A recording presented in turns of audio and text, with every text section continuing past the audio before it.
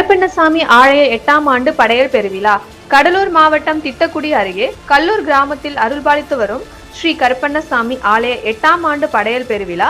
இதனை முன்னிட்டு இன்று சனிக்கிழமை கருப்பண்ணசாமிக்கு பொங்கல் வைத்து வீதி ஊர்வலமாக சென்று வழிபாடு செய்தனர். மற்றும் நாளை ஞாயிற்றுக்கிழமை காலை 10 மணிக்கு மேல் கருப்பண்ணசாமிக்கு மலர் பூஜை மற்றும் தீபாராதனை நடத்தல்.